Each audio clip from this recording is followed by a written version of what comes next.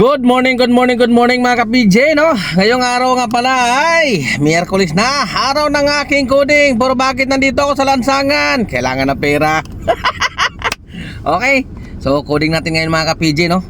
Miyerkules, August 26, 2026. Pera, bakbak tayo kahit coding, no? Para makabawi tayo sa ating mga araw na nawala. Basta iwas lang tayo sa Makati kasi medyo mahigpit yung Makati. Dati binibiyahe ko yung Makati na yan eh. Kaya lang may mga timbre sa tropa, talagang naninita daw talaga. Saka sinearch ko ulit sa Google. Nako, bawal na talaga. Bawal na talaga ang coding sa Makati. Dati kasi pag sinesearch mo sa Google lumalabas doon na exempted yung TNBS. Kaya ngayon umiiwas na tayo kasi mahirap matsambahan tayo, di ba?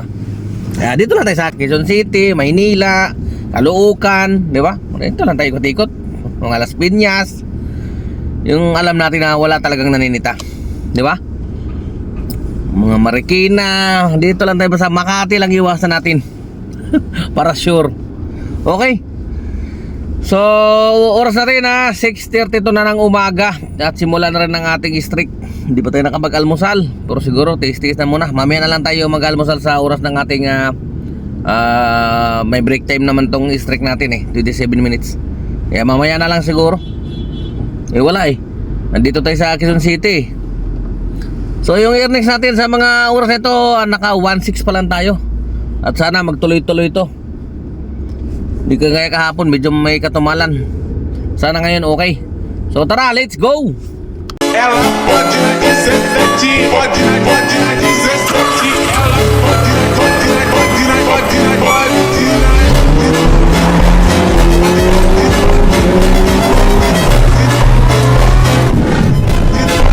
Bakara, let's go.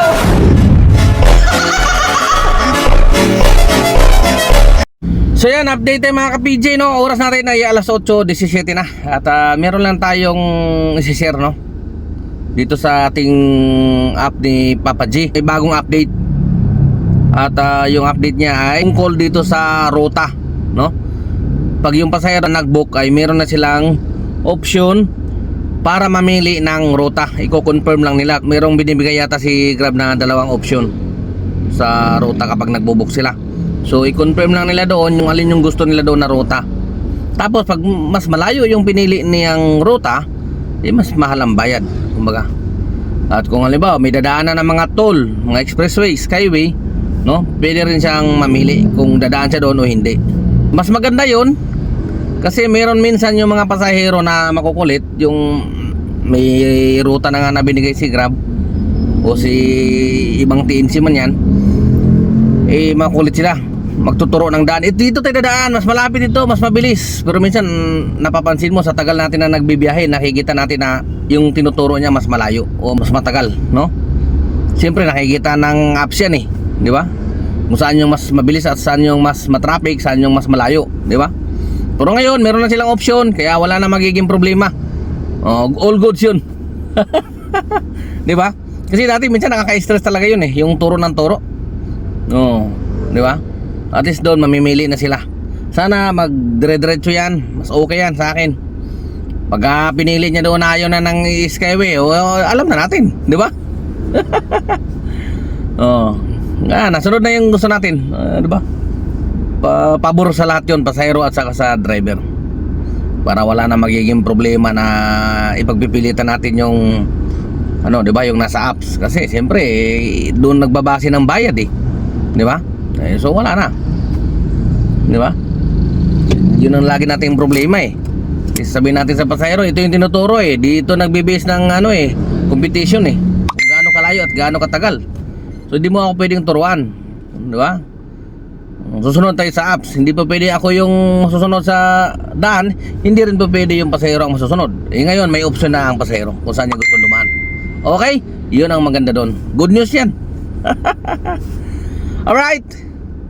So waiting tayo sa booking. Sana mapasukan tayo dito. Nandito tayo sa may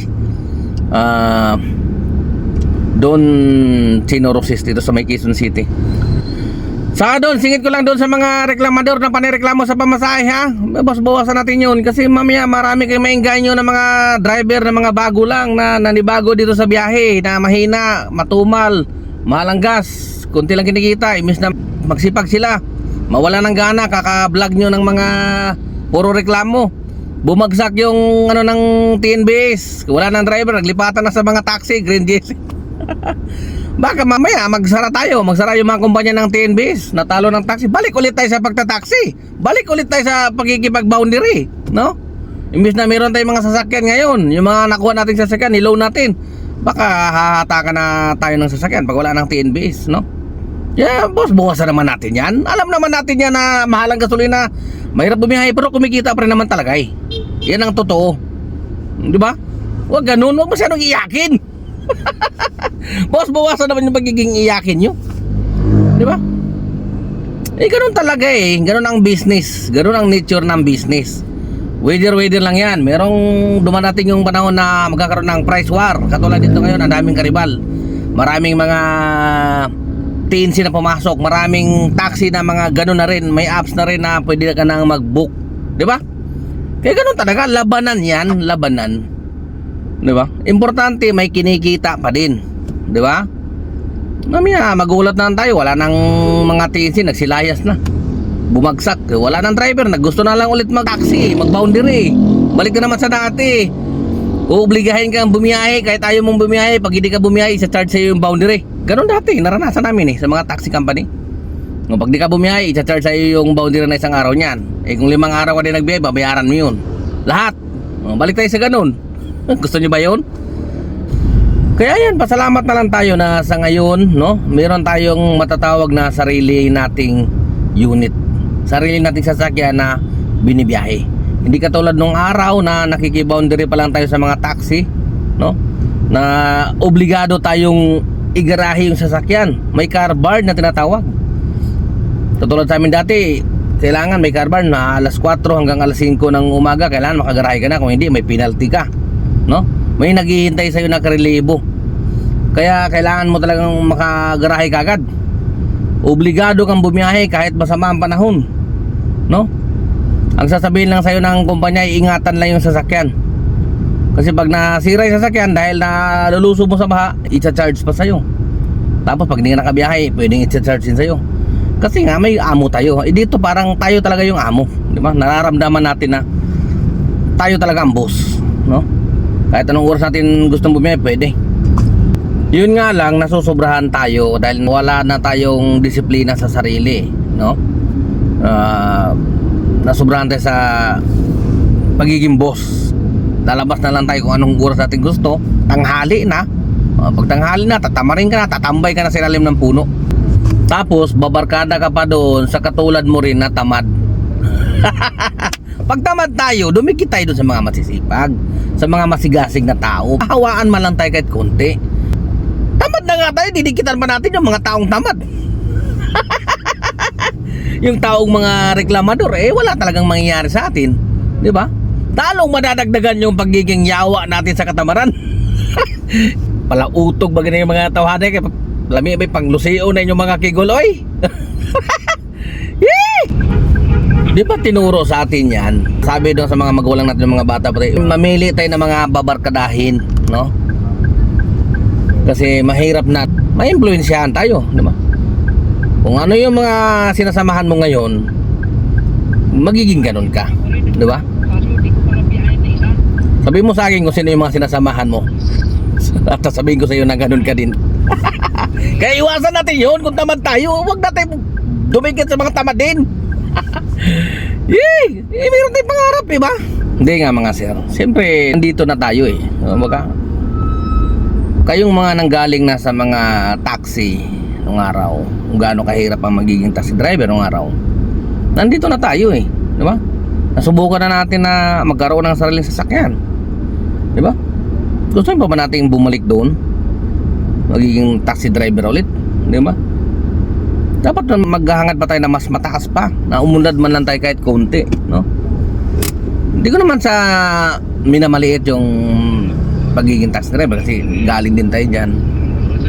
Pero siyempre gusto na natin yung malaya tayo. Ito malaya na tayo dito Di ba? Doon, obligahin ka ng amo mo. Ulitin ko na naman eh. Obligahin ka na bumiyahe kasi kailangan. Walang ano doon, excuse doon. Kaya instead na magreklamo tayo ng magreklamo, i-influensyahan natin yung mga bago na pangit dito sa TNBS, wala na kinikita. Dapat iangat natin. Di ba? Hindi ba dapat mas kailangan nating iangat yung kalidad ng ating serbisyo? Di ba? Pagandahin natin yung ating serbisyo para mas tangkilikin pa rin tayo kumpara sa mga bagong taxi ngayon. Di ba? Meron na rin mga apps. Ganun dapat. No? Nandito tayo eh. Tayo yung gusto magpabagsak sa ating mga kumpanya. Diba? Kung nasan ka man ngayon, nasa Grab ka naman, nasa InDrive ka man, nasa Joyride ka man, nasa Lalride ka man, kung ano mang TNC company ka, di ba? Maging proud tayo.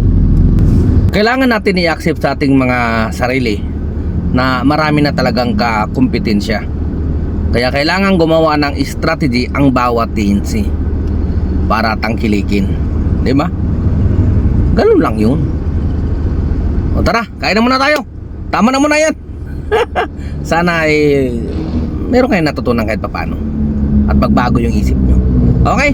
So, ito yung patunay mga ka-PJ na may bago na nga sa apps na pwede na nga mag-select yung passenger kung saang ruta niya gustong duman, no?